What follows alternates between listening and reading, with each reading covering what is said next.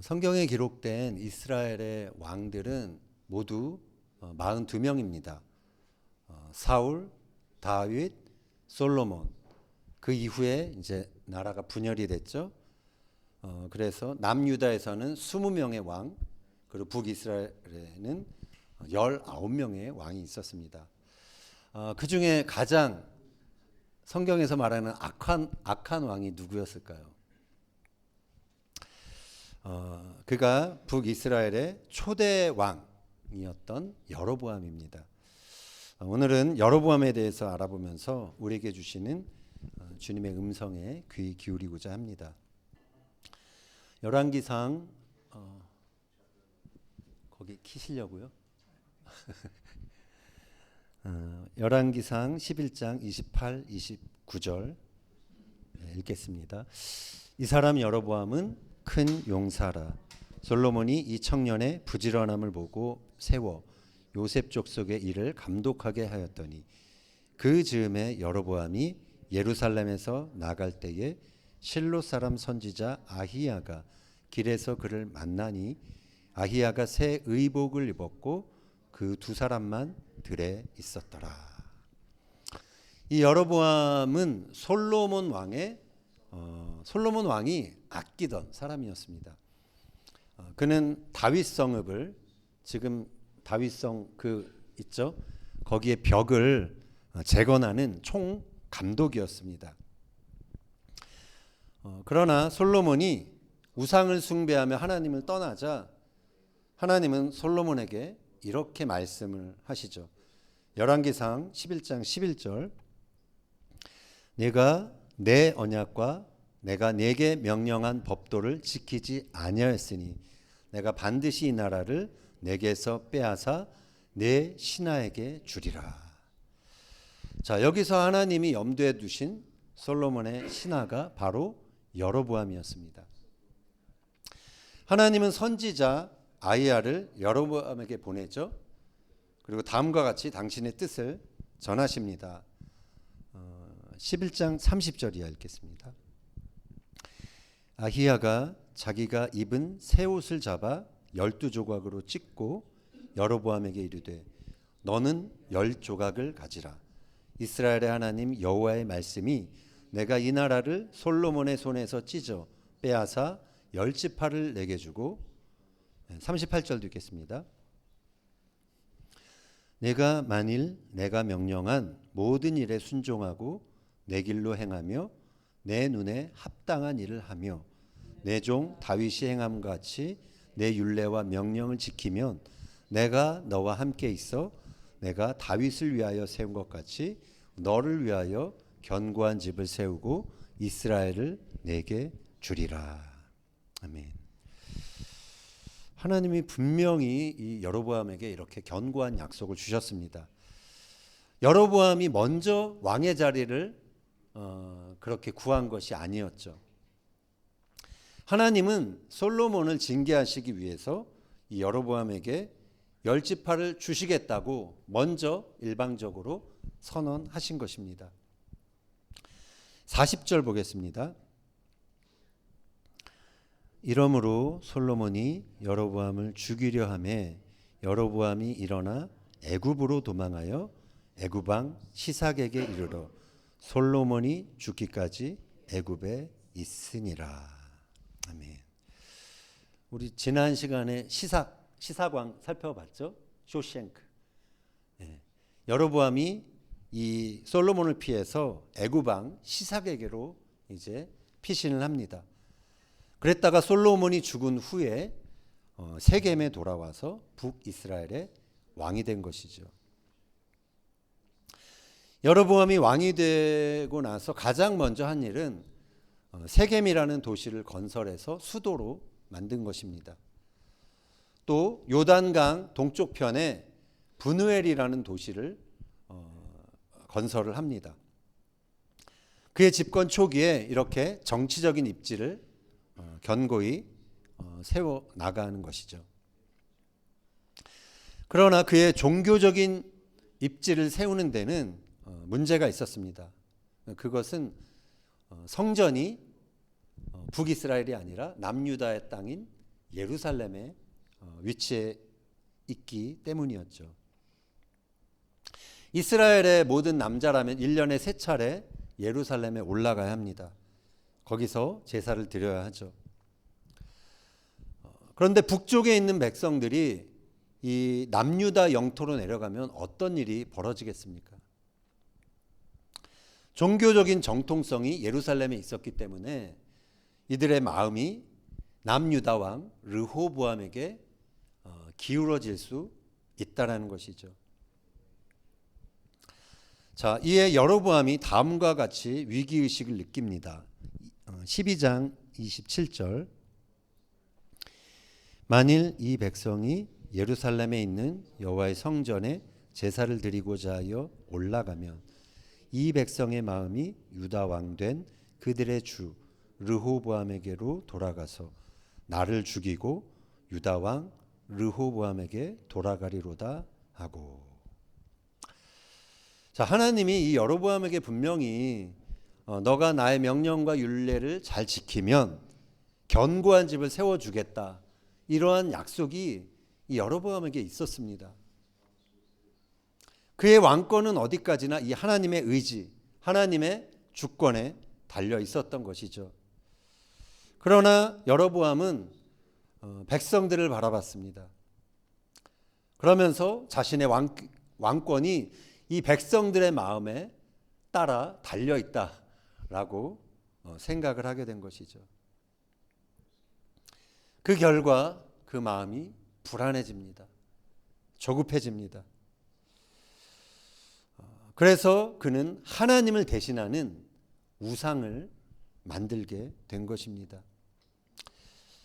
28절 이하 읽겠습니다. 이에 계획하고 두 송아지를 만들고 무리에게 말하기를 너희가 다시는 예루살렘에 올라갈 것이 없도다. 이스라엘아, 이는 너희를 애굽 땅에서 인도하여 올린 너희의 신들이라 하고 하나는 베델에 두고 하나는 단에 둔지라. 이처럼 불안할 때 인간이 만들어내는 것은 눈으로 확인할 수 있는 우상입니다.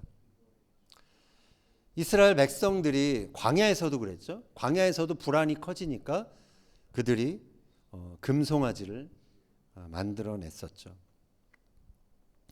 왜 금송아지가 하나님을 대신하는 우상이 되었을까요? 그것은 애굽의 영향이었습니다. 여로보암이 솔로몬을 피신해서 애굽에 가 있었죠. 그때 영향을 받은 것이죠. 우리 유발이 예전에 성경 공부하다가 이걸 맞췄어요. 제가 왜 금송아지를 했을까 했을 때 여로보암이 애굽으로 피신했기 때문에 거기서 영향을 받은 것 같다고 되게 눈치가 빨라서 그거를 대답을 너무 잘했었습니다. 애굽 사람들이 아피스 황소를 신성시하면서 숭배했습니다.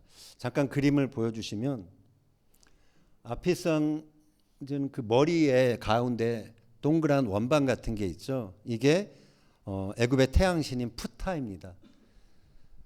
푸타의 형상화된 화신이 바로 이 금송아지였다라는 것이죠.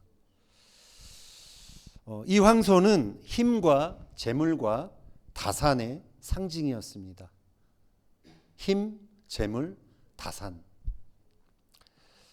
여로보암은 불안한 가운데 백성들의 마음을 단속하기 위해 이 황소를 통해 유사 종교를 만들어낸 것입니다.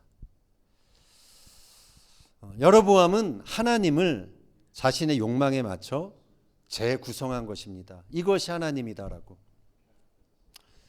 여로보암이 백성에게 제시한 하나님은 그들에게 힘과 번영과 쾌락을 가져다주는 존재였던 것이죠. 이 우상이 베델과 단에 세워집니다. 잠깐 사진 보여주시면 이게 단에 있는 게 먼저 이 단, 텔단 가보신 분 아시죠? 북쪽에 있는 도시입니다. 거기에 보면은 이 높은 텔 위에 여로보암이 세운 단의 형태가 지금 그 모형이 세워져 있죠. 다음 사진 한번. 여기는 베델이거든요. 텔 베델. 베델에 이렇게 넓은 장소가 있고 여기 안내 표지판이 있는데 여기가 여로보암이 세운 또 하나의 단의 위치다라고 나와 있습니다.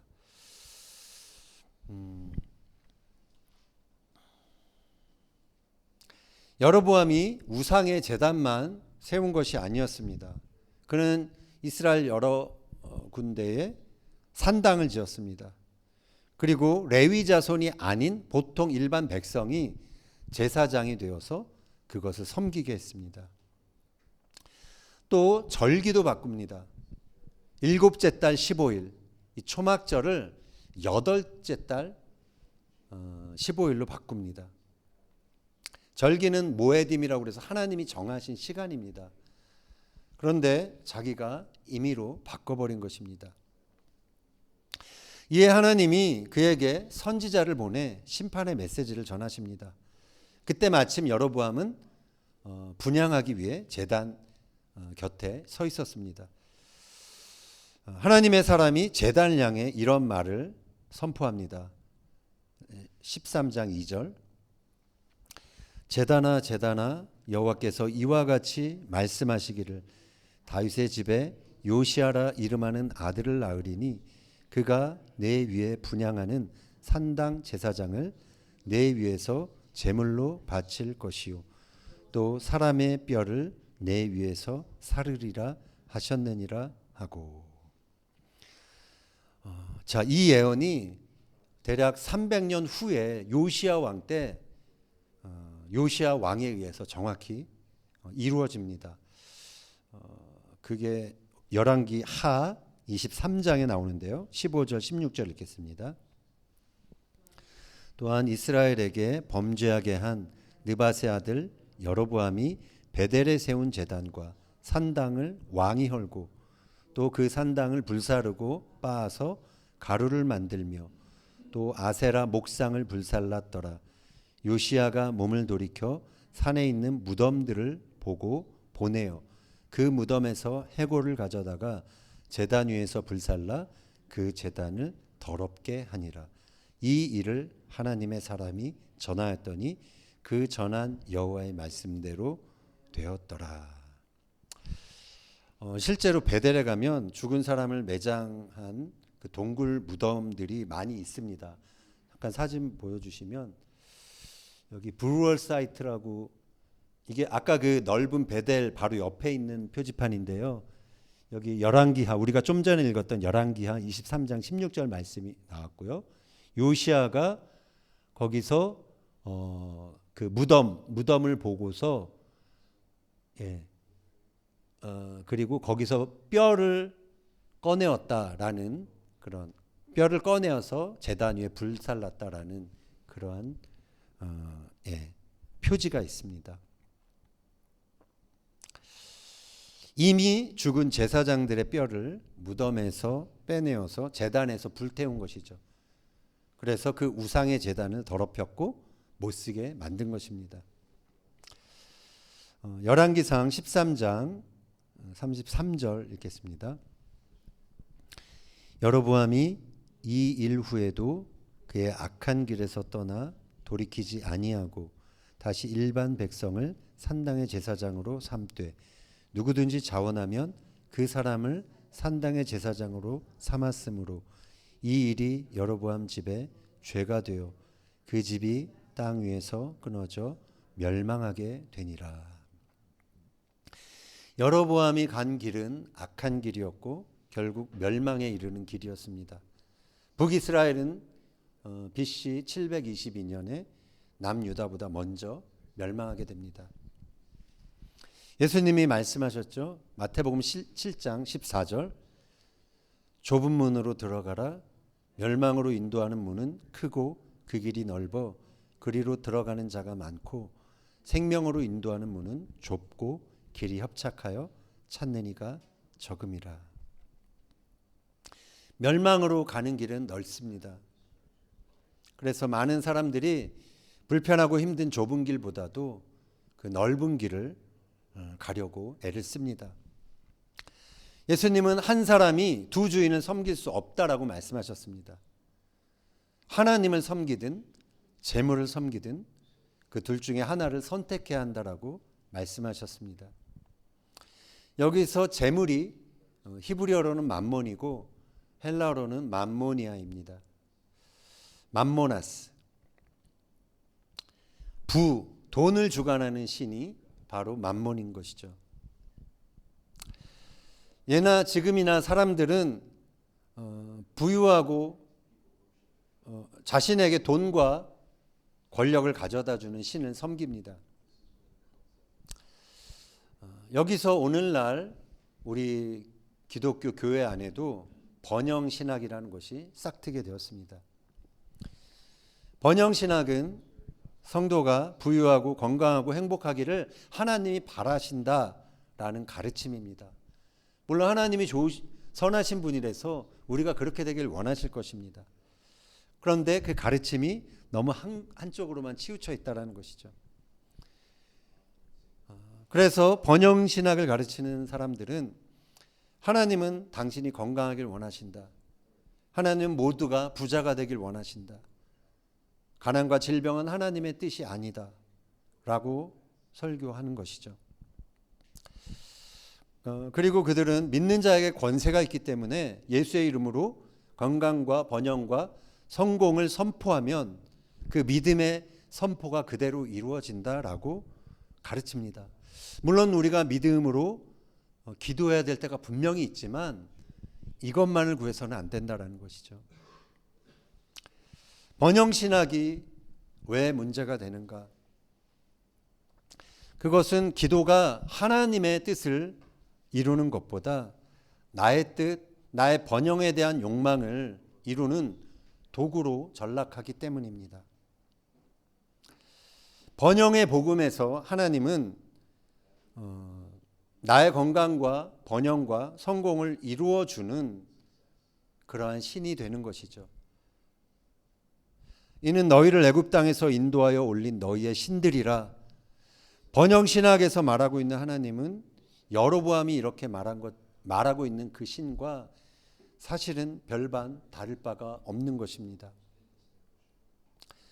구약 성경의 기자들은 하나님을 금송아지 우상으로 만든 죄를 여로보암의 길, 여로보암의 죄다라고 반복적으로 표현하고 있습니다. 그 우상 숭배가 이스라엘을 멸망에 이르게 한 가장 큰 죄라고 단죄한 것이죠. 즉 하나님을 힘과 돈과 번영을 가져다 주는 신으로 전락시키는 것은 바로 여로보암의 길을 따르는 죄가 되는 것입니다. 물론 이게 참 미묘한 그런 부분들이 있어요. 그냥 쉽게 이게 참 너무 미묘해요.